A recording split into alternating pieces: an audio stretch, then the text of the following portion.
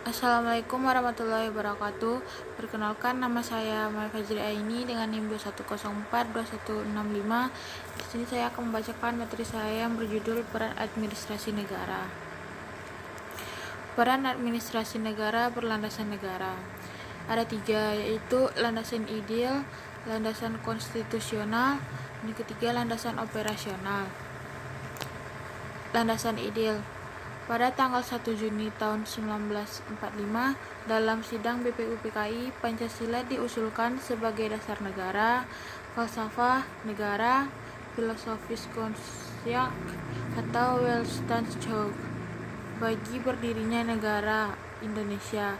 Kemudian, Pancasila ditetapkan sebagai dasar negara Republik Indonesia dan dimuat dalam pembukaan Undang-Undang Dasar 1945 yang ditetapkan pada tanggal 18 Agustus tahun 1945. Pembukaan Undang-Undang 1945 dirumuskan sebagai berikut. Pertama, yang ketuhanan yang Maha Esa. Yang kedua, kemanusiaan yang adil dan beradab. Yang ketiga, persatuan Indonesia. Yang keempat, kerakyatan yang dipimpin oleh hikmah kebijaksanaan dalam permusyawaratan perwakilan. Dan kelima, keadilan sosial bagi seluruh rakyat Indonesia. Pancasila ditetapkan sebagai dasar negara dan termuat dalam pembukaan Undang-Undang Dasar 1945 dan menjadi ideologi negara. Sejak 18 Agustus 1945, Pancasila merupakan etika sosial, yaitu seperangkat nilai yang secara terpadu harus diwujudkan dalam kehidupan berbangsa dan bernegara. Berdasarkan TAP MPR nomor 6 MPR 2021 tentang etika kehidupan berbangsa bersama ajaran agama khususnya yang bersifat universal, nilai-nilai luhur budaya bangsa sebagaimana tercermin dalam Pancasila tersebut menjadi acuan dasar dalam berpikir, bersikap, dan bertingkah laku dalam kehidupan berbangsa. Yang kedua, landasan konstitusional. Undang-undang dasar atau konstitusi adalah hukum dasar tertulis dan sumber hukum tertinggi dalam hierarki peraturan perundang-undangan. Hukum Undang-Undang Dasar 1945 dan perubahannya setelah amandemen terakhir tahun 2002 merupakan konstitusi yang berlaku bagi negara kesatuan Republik Indonesia saat ini dan merupakan landasan konstitusional bagi santri. Artinya bahwa santri harus mengacu pada ketentuan-ketentuan yang telah tertuang dalam Undang-Undang Dasar 1945.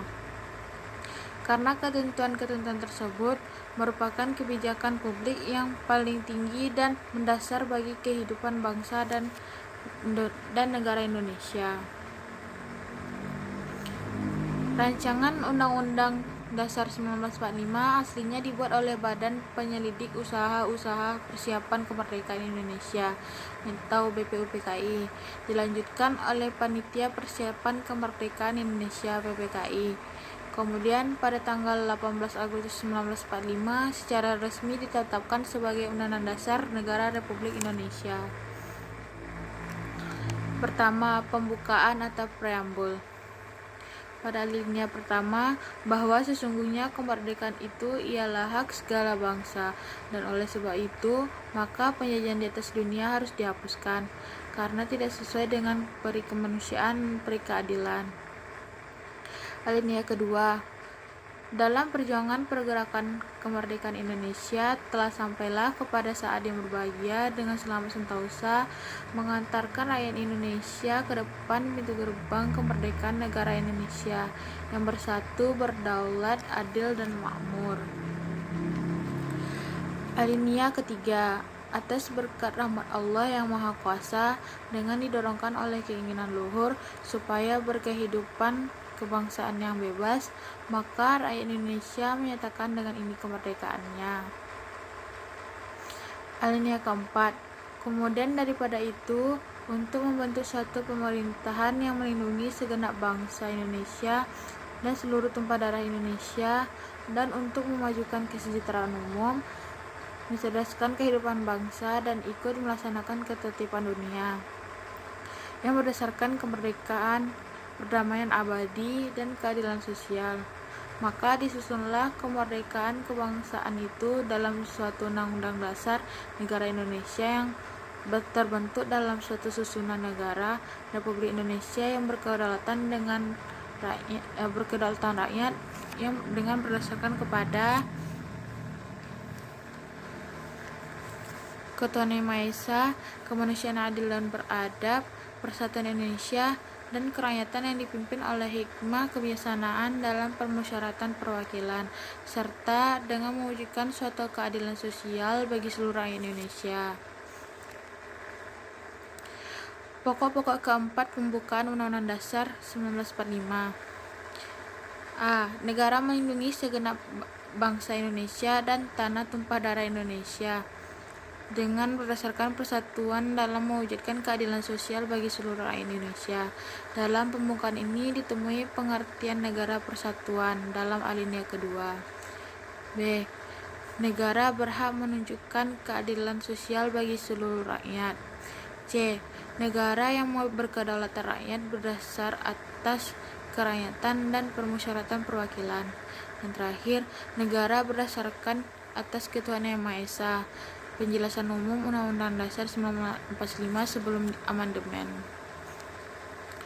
Pasal-pasal. Setelah amandemen tahun 2002, amandemen keempat Undang-Undang Dasar 1945 terdiri atas 20 bab, 74 pasal, serta 3 pasal aturan peralihan dan 2 pasal aturan tambahan. Pasal-pasal Undang-Undang 1945 merupakan penjabaran dari pokok-pokok pikiran yang terkandung dalam pembukaan, dalam rumusan pasal dan ayat.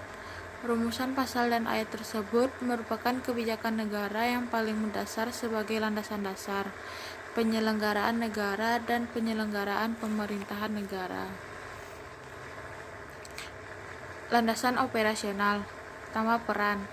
Propenas adalah rencana pembangunan yang berskala nasional serta merupakan konsensus dan komitmen bersama masyarakat Indonesia mengenal pencapaian visi dan misi berbangsa. Dengan demikian, A. Fungsi Propenas adalah untuk menyatukan pandangan dan derap langkah seluruh lapisan masyarakat dalam melaksanakan prioritas pembangunan selama 5 tahun ke depan. B. Propenas bukanlah rencana pembangunan pemerintah pusat saja, melainkan merupakan rencana pembangunan seluruh komponen bangsa. C. Propenas merupakan payung bagi seluruh lembaga negara dalam melaksanakan tugas pembangunan. 2. Perumusan dan landasan. A. Perumusan Propenas dilakukan secara transparan dengan mengikutsertakan berbagai pihak, baik dari kalangan pemerintah, dunia usaha, dunia pendidikan, LSM, maupun dari pakar baik di pusat maupun di daerah. Propenas disusun berdasarkan landasan ideal Pancasila, landasan konstitusional UUD 1945, landasan operasi GBHN. Sekianlah paparan materi dari saya. Apabila ada kesalahan, mohon dimaafkan. Assalamualaikum warahmatullahi wabarakatuh.